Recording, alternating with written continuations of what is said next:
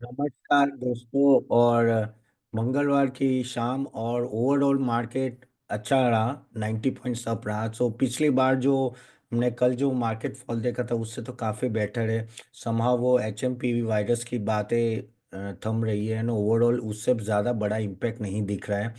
उसी वजह से ना ग्लोबली मार्केट नहीं गिरे थे तो हम भी नहीं गिरे। हमने भी क्लू लिया भाई, ग्लोबली इतना पैनिक नहीं है तो हम क्यों इतना पैनिक कर रहे हैं। एंड ओवरऑल बाकी सब तो ठीक है। बस ऑल आइज नेक्स्ट वीक से जब रिजल्ट स्टार्ट्स होंगे तब क्या होगा तो उस पे ही बात होगी। तो ये सब तो हमें पता है, तो चलिए उस पे बारे में बातें करने का कोई मतलब नहीं है। अभी आज हम लोग बात करेंगे एक ऐसे सेक्टर की जो जिसके लिए बहुत सारे क्वेश्चंस आते हैं, वो है paint industry. Asian Paints, Berger, Nerolac, फिर बेसिकली ये सब स्टॉक, इवन इंडिगो पेंट्स, एक्सोर्स, सब पेंट्स जो इंडस्ट्री है उसमें क्या करना है और क्या पोजीशन आप ले सकते उसके बारे में बात करें। बाय द वे, आगे जाने से पहले अगर आपके कोई भी क्वेश्चन है please put it in the chat box, जो कमेंट बॉक्स में डालिए, मैं नेक्स्ट वीडियो में ज़रूर लूँगा। आज भी Q&A राउंड है। आफ्टर 10-15 मिनट्स हम लोग ज़रा Q&A पूरा देख लेंगे। आपके जो भी क्वेश्चंस आए मैं आंसर देने वाला। स्टॉक रिलेटेड, सेक्टर रिलेटेड आप पूछ सकते हो। चलिए तो पेंट इंडस्ट्री के बारे में बात करते हैं। Paint industry over the years no काफ़ी अच्छा रिटर्न दिया था। अगर आप 2-3 साल पहले की बात करो तो 2 साल से अच्छा रिटर्न नहीं दिया है, 3 साल से। उससे पहले एशियन पेंट्स आपको no one of the biggest multi bagger in last 25 years, constantly अच्छा रिटर्न दिया है। लेकिन अभी ऑफकोर्स उसका मोट एक्चुअली पूरा हिल गया। मोट यानी स्ट्रेंथ एंड वीकनेसेस पूरी हिल गई है, क्योंकि जो उनको कंपटीशन जो मिल रही ना बिरला कॉरपोरेशन से, वहाँ प्रॉब्लम हो रही है। लेकिन हाँ, over the years even Berger ने ठीक ठाक रिटर्न दिया है, नैरोलैक ने ओके रिटर्न दिया है। तो लेकिन अभी क्या हो रहा है वो जानना बहुत ही ज़रूरी है। पहला तो कुछ फैक्टर्स आपको हमेशा ध्यान रखने हैं पेंट इंडस्ट्री के। देखो पेंट इंडस्ट्री की अगर मैं साइज बोलूँ तो वो अराउंड 1.2 लाख करोड़ रुपीस की है। और अभी तक 9% से आगे बढ़े थे। वो 9% का CAGR ग्रोथ है। बातें चल रही कि नेक्स्ट 2030 तक भी 9 to 10% का ग्रोथ रहेगा। तो आगे जाके 1.5-1.8 लाख करोड़ की इंडस्ट्री हो सकती है। तो यहाँ सब तो सब कुछ ठीक है, लेकिन कुछ कुछ फैक्टर्स आपको ध्यान में रखने हैं जिसके वजह से ये पेंट इंडस्ट्री के स्टॉक्स काफ़ी वॉलेटाइल रहते हैं। तो फर्स्ट ऑफ ऑल तो पहला है कि भाई overall it depends on the crude prices. Okay, crude prices कैसा रहा है और आगे जाके क्रूड प्राइसेस कैसे रहेंगे उस पर भी बहुत डिपेंडेंट होता है, क्योंकि उनका मेन रॉ मटेरियल होता है वो। तो क्रूड प्राइसेस ऊपर नीचे होते हैं तो उनका रॉ मटेरियल कॉस्ट भी ऊपर नीचे होता है। क्रूड अगर नीचे होता है तो बेनिफिशियल होता है पेंट इंडस्ट्री को। तो अभी क्रूड नीचे है 74-75 के बीच में, तो that is good for paint industry. जब वो 90-100 हो जाता है तब तो इनकी हालत टाइट हो जाती है। तो ये क्रूड का पॉइंट हमेशा ध्यान रखना। दूसरा पॉइंट जो आपको ध्यान रखना है कि क्या ग्रोथ चल रही है इंफ्रास्ट्रक्चर और रियल एस्टेट में। अगर वहाँ ग्रोथ अच्छी चलती है तो इनको डायरेक्ट बेनिफिट आता है, क्योंकि जैसे जैसे इन सब सेक्टर में ग्रोथ बढ़ती है पेंट तो भाई लगाना ही पड़ेगा, हर जगह चूना लगाना ही पड़ेगा। तो at the end of the day इनकी डिमांड अच्छी रहती है। तो growth in the infrastructure, all that plays a very very massive big role. Third है इनका किस तरह की नेटवर्किंग है, किस तरह की इनकी फ्रेंचाइजी फैली हुई है पूरे इंडिया में। क्योंकि एक तरह से ना ये कंज्यूमर प्रोडक्ट है, तो उनका नेटवर्क बहुत ही अच्छा होना चाहिए। जिस कंपनी का नेटवर्क अच्छा होगा नॉर्मली वो ज़्यादा परफॉर्म करता है। इसी बेस पे ही तो बात हो रही थी ना कि एशियन पेंट्स आज तक क्यों है कि उनका नेटवर्क ज़बरदस्त है, सॉलिड है। नो डाउट तो क्वालिटी भी अच्छी है, ना नहीं बोल रहा हूँ, लेकिन हाँ network also plays a very very big role. चौथा पॉइंट है कि डिमांड फ्लक्चुएशन, जो मैंने बताया ना कि किस तरह से डिमांड, जैसे eight the end of the day industry की कैसी डिमांड है, रियल एस्टेट की कैसी डिमांड है। ओके, लोग दिवाली कैसी जा रही है, फेस्टिवल सीजन अच्छा होता है ना तो लोग अपने घर पे पेंट लगा देते हैं। तो उस तरह से भी आपको देखना पड़ेगा कि उस तरह का किस तरह का डिमांड है and all that.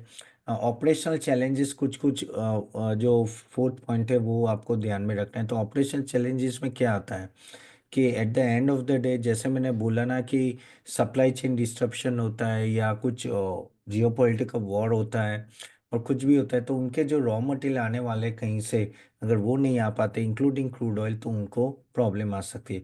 And sixth and very important point जो समझना है, जो सबसे इम्पोर्टेंट अभी हो गया है, वो है कंपटीशन।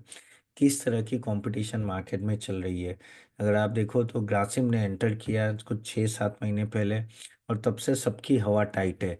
अगर मैं इन सब की स्टॉक्स की बात करूं, एशियन पेंट्स और बर्जर पेंट्स, नैरोलैक, पिछले 3 साल से ये लोग नेगेटिव रिटर्न, सीएजीआर रिटर्न है, which is not at all good. Market तो डबल हो गया तब तक तो। ओके, एक सिर्फ एक्जो नोबल का बहुत अच्छा चल रहा है। वो एक ही स्टॉक है जो कह सकते हैं ना, पिछले 1 साल में भी 31% और पिछले 5 साल में 12% के आसपास रिटर्न दिया है। ऐसे टफ मार्केट में भी पॉजिटिव रिटर्न देना बड़ी बात है। लेकिन ये स्टॉक भी बहुत कंपेरेटिवली छोटा है compare to other companies, but ये अब बहुत ही एक्स्ट्राऑर्डिनरी परफॉर्म किया है। लेकिन ये एक्सो नोबल की भी बात करें तो ये एक्चुअली अभी सेल पे है। आपको लेना है तो आप ले सकते हैं, लेकिन हाँ, Berger Paints and all that they are in line. Even Nerolac is thinking. बाकी अभी तो ये जेएसडब्ल्यू बिरला भी आ गया, तो सब लोग सोच रहे हैं कि भाई इसको कौन सी कंपनी बाय करेंगे। उनके जो वहाँ की मैनेजमेंट है, बाहर के मैनेजमेंट, वो सोचे कि भाई 74% वो अपना स्टेक बेचना चाहते हैं। Just a minute guys.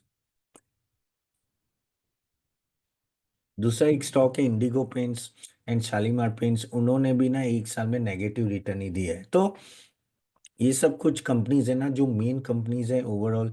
अभी हमें समझना पड़ेगा कि यार ये नेगेटिव रिटर्न क्यों आ रहा है। जैसे मैंने कुछ आपको फैक्टर्स दिए, तो नेगेटिव रिटर्न इसलिए भी आ रहा है ना, क्योंकि eight the end of the day अगर आपका ग्रोथ नहीं होगा तो आपको प्रॉब्लम हो जाएगी। एक काम करता हूँ, मैं आपको स्क्रीन शेयर करता हूँ तो आपको ज़्यादा पता चलेगा।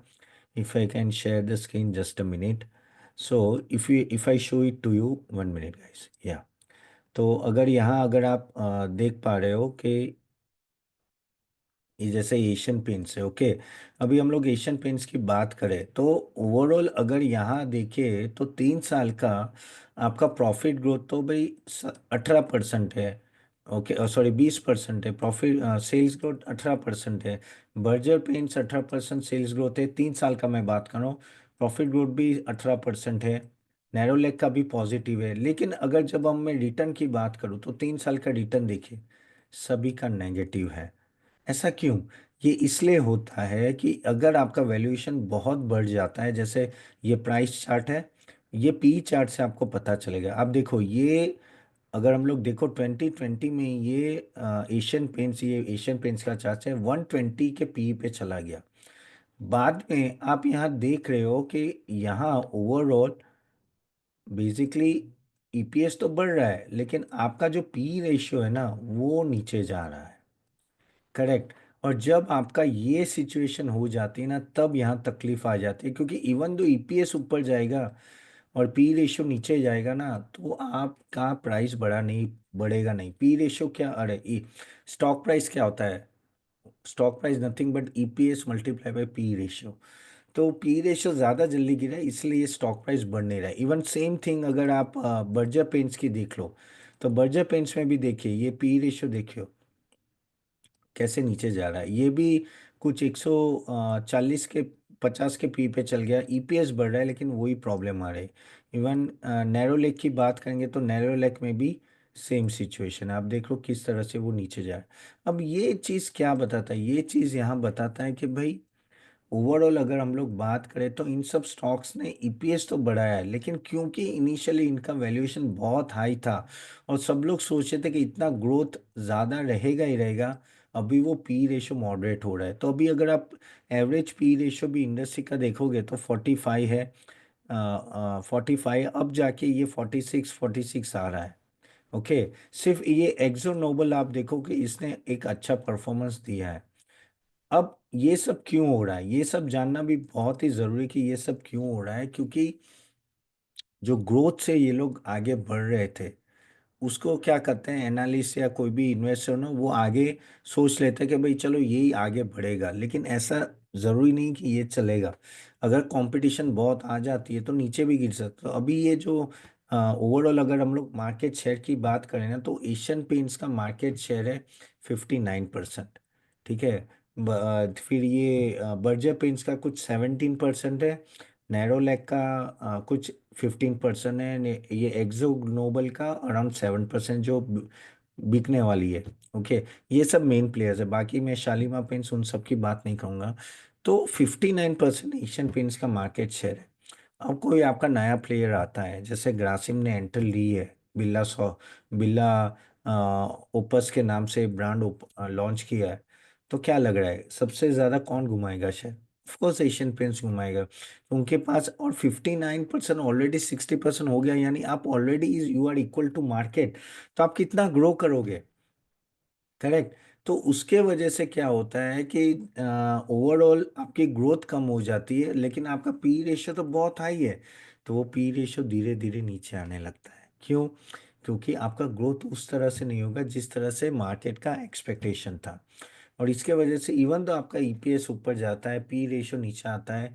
सो market price is equal to nothing but P multiply by EPS. आपका ओवरऑल स्टॉक प्राइस नहीं बढ़ता है। और अगर आप देखो तो आई थिंक 30% से एशियन पेंट्स डाउन है अपने टॉप से। बर्जर पेंट्स भी 28% डाउन है, नैरोलैक भी 26% डाउन है। तो ये सभी स्टॉक जो ऑलमोस्ट आपका 93%, 90% of the Asian Paints, sorry, of the paint industry है, वो परफॉर्म नहीं कर रहे हैं। अब आप बोलोगे ठीक है, चलो मान लिया तपन कि ये कंपटीशन है, ये सब प्रॉब्लम है, तो आगे क्या, आगे का फ्यूचर क्या है? Just a minute guys. तो आगे के फ्यूचर की बात में एक ही बात बोलना चाहता हूँ कि ये एक तरह से जब भी कोई बड़ा प्लेयर आता है ना, एक बड़ा डिस्ट्रप्शन हो जाता है इंडस्ट्री में। जैसे मैं एक एग्जांपल आपको दे सकता हूँ कि 2016-17 में जब टेलीकॉम इंडस्ट्री में वोडाफोन नंबर वन था, 42-43% मार्केट शेयर था। फिर आया 2017 में जियो, और जियो ने चालू कर दी डिस्काउंटिंग। और आज 2025 में जियो इज 42-43% मार्केट शेयर, और Vodafone is 17-18%, struggling to for the survival. अब मैं ये नहीं बोल रहा हूँ एशियन पेंट्स की हालत ये होने वाली है और ग्रासिम या बिल्ला नंबर वन बनने वाला है, ऐसा नहीं बोल रहा हूँ, लेकिन डिस्ट्रप्शन आता है, बड़ा डिस्ट्रप्शन आता है। पेंट इंडस्ट्री कॉमोडाइज मार्केट है गाइस, कोई भी इजीली पेंट बना सकता है। पहले कोई एंटर नहीं हुआ था तो सब लोग बचे हुए थे, अभी बड़े बड़े प्लेयर्स एंटर हुए। इवन जेएसडब्ल्यू ने भी एंट्री ले ली है। और जब आपका इस तरह की एंट्री होती है तब मार्केट में डिस्ट्रप्शन होता है। बाय द वे, मैं आगे जाऊं उससे पहले गाइस, आपके कोई भी स्टॉक है, कोई भी क्वेश्चंस है, प्लीज़ कमेंट बॉक्स में डालिए, मैं ज़रूर आंसर दूंगा। और आपको ये वीडियो अच्छा लग रहा है तो do like and share it to everyone guys. आजकल हमने हर रोज़ एक या दो वीडियो रिलीज करता हूँ आपके नॉलेज के लिए। और अगर आपको हमारे रिसर्च प्रोडक्ट्स देखने हैं तो लिंक दी गई है, do attend that session. And नहीं तो आप हमारे वेबसाइट देख के भी आप वो सर्विस ले सकते हो। कल शाम को 8 बजे सेशन है, आप चाहो तो अटेंड कर सकते हो। तो coming back to the basically paint industry, तो आगे जाके ये जो जेएसडब्ल्यू है, बिरला है, ये बड़े बड़े ग्रुप जो एंटर हुए हैं, वो बहुत ही टफ कंपटीशन देंगे। इन टफ कंपटीशन में सरवाइव करना इतना इजी नहीं होगा। आपको you have to be on the toes, आपके प्रोडक्ट्स बहुत अच्छे होने चाहिए, प्रीमियम प्रोडक्ट्स, क्योंकि इसमें इतना कुछ ज़्यादा चेंजेस नहीं आते। तो इसके वजह से price plays a big role. अभी कुछ समय में बर्जर पेंट्स और एशियन पेंट्स ने अपनी प्राइसेस बढ़ाई थी, उसके वजह से कह सकते हैं कि ओवरऑल ठीक ठाक रहा उनका बेसिकली सेल्स एंड ऑल। लेकिन जो लास्ट क्वार्टर रिजल्ट का प्रॉफिट बहुत ही गिर रहा है, इनका मार्जिन बहुत ही गिर रहा है, ग्रोथ भी 2-2.5% से हो रहा है। तो ये सब चीज़ें आपको ध्यान में रखें जब पेंट इंडस्ट्री में आप इन्वेस्ट करो। अगर आप मुझे पूछोगे तो गाइस, आपको भी पता है पिछले 3 साल से in in this YouTube channel only मैं हमेशा ना बोलता था कि कोई मतलब नहीं है पेंट इंडस्ट्री में एंटर करने का, क्योंकि वो ऑलरेडी, हम लोग पेंट इंडस्ट्री की बात करें तो मोस्टली हम लोग एशियन पेंट्स की बात करें, 60% मार्केट शेयर ऑलरेडी उनका है। अब यहाँ से कितना बढ़ेगा? करेक्ट। और वही होता है ना, अभी अभी आप देखो कि वो एक बहुत ही 3 साल से बढ़ ही नहीं रहा है। मेरे हिसाब से if you want to invest be very careful. अगर आप बोलोगे फ्यूचर प्रॉस्पेक्ट कैसा है, हाँ तो भाई ग्रोथ होने वाला है, सब कुछ होने वाला है, रियल एस्टेट भी चलेगा, इंफ्रास्ट्रक्चर, लेकिन क्योंकि प्लेयर्स इतने ज़्यादा है, थोड़ी खींचातानी चलती रहेगी। तो अगर आप वो सहन कर सकते हो तो ठीक है, अदरवाइज आई से stay away from this sector. Again ये मेरा पर्सनल ओपिनियन है, आप प्लीज़ अपना खुद का रिसर्च करके ही इन्वेस्ट करना, not a recommendation at all. चलिए, अभी हम लोग बात करते हैं आपके क्वेश्चन एंड आंसर की। बाय द वे, होप आप लोग अपना क्वेश्चंस लिख रहे हैं। मीनवाइल मैं कुछ क्वेश्चंस ले लेता हूँ जो पूछे गए थे।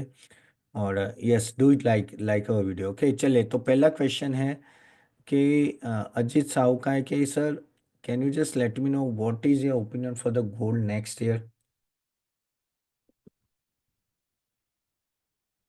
गोल्ड की बात करो अजीत जी, तो ओवरऑल मुझे गोल्ड में तेजी दिख ही रही है, ऐसा कोई प्रॉब्लम नहीं लग रही है मुझे।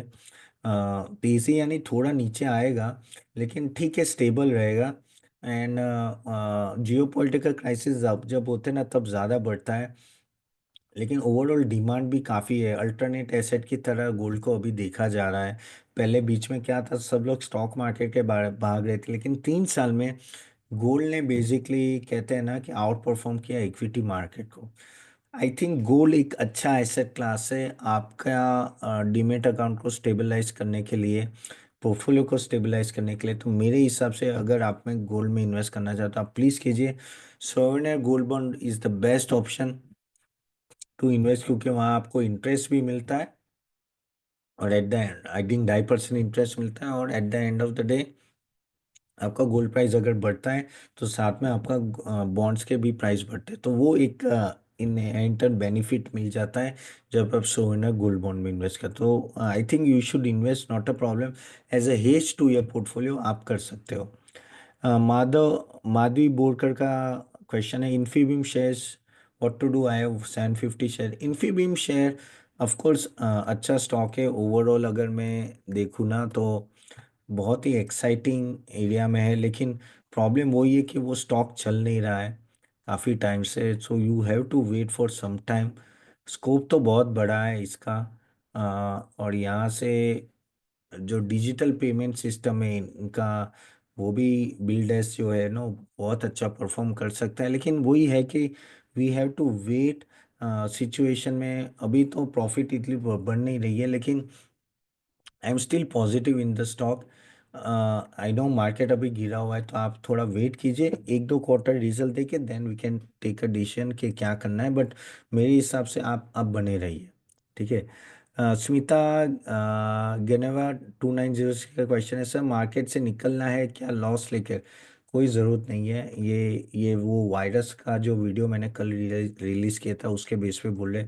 मेरे को तो नहीं लग रहा कोई निकलने की जरूरत है। इवन अगर कुछ प्रॉब्लम हो तो आज भी मार्केट गिर गया होता। अब जबकि वर्ल्ड ओवर मार्केट ऊपर ही है, और ये जो है ना वायरस है, वो बहुत नॉर्मल है, बहुत टाइम से है, तो उतना टेंशन लेने की ज़रूरत नहीं है। और देखो, जब आप लॉन्ग टर्म इन्वेस्ट होते हैं ना, आपको you have to go through the cycles. कुछ साइकिल अच्छी आएगी, कुछ साइकिल इतनी अच्छी नहीं होगी, तो उतना टेंशन लेने की ज़रूरत नहीं। Over the time things are going to go up, तो just patiently wait. Smita ji, कोई बाहर निकलने की ज़रूरत नहीं, उतना टेंशन लेने की भी ज़रूरत नहीं है। सुनील भाटिया बोल रहे कि what should I do, my portfolio seriously damage, what to do. Sunil Bhatia ji ने वो कल जो वीडियो था, और कल जो मार्केट गिरा था 400 पॉइंट, उसके बेस पे बोल रहे। अब वही जो मैं वापस जो स्मिता जी को बोला है कि ये सब चलता रहेगा। सुनील जी, आपको टेंशन लेने की ज़रूरत नहीं है। आज देखो, आज मार्केट ऑलरेडी अप था। और एक्चुअली इन सब टफ सिचुएशन में ना, as a investor you should invest, you don't have to worry about it too much. ये सब तो चलता रहेगा, मार्केट है, ऊपर नीचे है।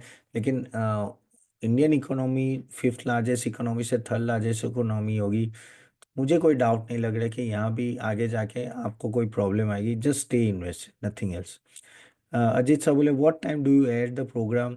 अजीत जी, नॉर्मली देखो, मैं ट्राई करता हूँ हर रोज़ 5 बजे तो एक आध वीडियो, 5 या 6 बजे एक वीडियो रिलीज़ करने का। सुबह का मैं देखता हूँ, अगर मेरे पास टाइम होता है तो मैं रिलीज़ कर देता हूँ, लेकिन डेली एक video, normally 5 to 6 PM I do release it, जैसे मैं आज कर रहा हूँ। सुबह का वीडियो अगर हो सके, मेरे को टाइम है तो मैं 100% मैं ट्राई करता हूँ बनाने के लिए। सर फिर कैन डू एनीथिंग 4488। सर शक्ति पंप के बारे में क्या करना चाहिए। शक्ति pump, I think yesterday session only I replied. I think can do anything, please बने रहिए। डिक्सॉन का क्या करना चाहिए। डिक्सॉन ओवरऑल देखो, महंगा स्टॉक है, कोई डाउट नहीं है, लेकिन इसका जैसा परफॉर्मेंस कम, बहुत ही कम लार्ज के स्टॉक ने दिया है ओवरऑल। बहुत ही अच्छे लेवल पे है। एंड आई थिंक इनका स्कोप भी बड़ा है। और ऑफ कोर्स 197 पी पे आपको लगेगा यार इतना महंगा है, तो महंगा तो है भाई। लेकिन इसने जो प्रॉफिट ग्रोथ, जो सेल्स ग्रोथ है 40% का दी है पिछले 3 साल से, प्रॉफिट ग्रोथ 32%, रिटर्न तो एक्स्ट्रा ऑर्डिनरी है कुछ सालों से। मेरे हिसाब से अभी भी स्ट्रेंथ है, कोई टेंशन नहीं है, बने रहिए ये स्टॉक पे। स्कोप भी बड़ा है, और जो अभी PLI scheme and all that, और जो जो काफ़ी इनको नए नए कॉन्ट्रैक्ट्स भी साइन करे, I think Dixon is one of very very lucrative stock. और ना ये stock actually no management is doing all the right things no in order to ensure the stock remain at a high level. Sorry थोड़ा English निकल गया, but मैं try करता हूँ कि जितना हिंदी में बोल सकूँ इतना। लेकिन यस, सो डिक्सन है आपके पास, आई थिंक आपको वेट करना चाहिए, wait for it. Okay, Motilal Oswal भी कैन डू एनीथिंग, आप वेट कीजिए। Caplin Point laboratory, basically I'm not too positive on that. Polycab and Kia, yes, they are good. We should wait for some time. Okay. Dusi Nageji, your analysis so clear knowledge wise that globally your analysis sector is appreciated. I would like to request you to hospital stock versus pharma stock. ठीक है, actually दूसरी नागेश जी बोल रहे हैं कि आप hospital stock versus pharma stock का comparison कीजिए। आज ही हमने फार्मा स्टॉक का पे वीडियो बनाया था सुबह, अगर आप लोगों ने नहीं देखा है तो प्लीज़ जाके ज़रूर देखिएगा। रिगार्डिंग हॉस्पिटल स्टॉक्स मैं एक अलग से वीडियो बनाऊंगा, मैंने एक पहले बनाया था, लेकिन अलग से एक थोड़ा डिटेल में वो सेक्टर में जाएंगे, क्या चल रहा है क्या नहीं चल रहा है वो सब डिटेल में देखेंगे। Then we can take a call. So yes sure, I will try to cover that. Muskan ji बोल रहे कि your regular videos are very helpful, thank you. Thank you Muskan ji. Uh, Pankaj ji, hospital hospital पे मैं अलग से वीडियो बना दूंगा। और आई थिंक पंकज जी आप हमारे प्रॉफिट मल्टीप्लायर के मेंबर्स हैं, तो आप हमारे रिकमेंडेशन सर्विस में भी जाके आप बेसिकली कुछ हॉस्पिटल्स हमने दिए ऑलरेडी रिकमेंडेशन में, आप देख सकते हो। अगर आप लोगों ने किसी ने नहीं देखा है तो आप हमारा पैकेज देख सकते हैं। ऑल्सो आपको डिटेल में जानना है तो कल शाम को 8 बजे सेशन होगा, वहाँ आप लाइव आ सकते हो। देन दूसरा है कि एक वीडियो पे अजीत साहू ने बोला था कि बेसिकली HMPV वायरस से घबराना चाहिए कि नहीं चाहिए, वो एक वीडियो था, तो मैंने तो ना बोला था, लेकिन अजय जी वही बोले कि ऐसा कोविड के टाइम पे ही था, लोग इनिशियली घबरा नहीं रहे थे, बाद में वो फैल गया था। तो हाँ, मैं एग्री कर रहा हूँ। वही है कि आगे जाके हमें देखना पड़ेगा कि किस तरह से government authority and as a citizen also we take responsibility of this virus. ये वायरस अभी तो इतना बड़ा नहीं दिख रहा है, लेकिन टाइम ही बताएंगे कि किस तरह का ये बड़ा वायरस है। चलिए, that's all, thank you very much for joining guys. और नेक्स्ट वीडियो कल ट्राई करूंगा, कल सुबह बनेंगे। आपके कोई भी क्वेश्चन है कमेंट बॉक्स में ज़रूर डालिए, and do like and share it video, and मैं मिलता हूँ जल्दी कल तो सुबह। Okay, see you then, bye bye.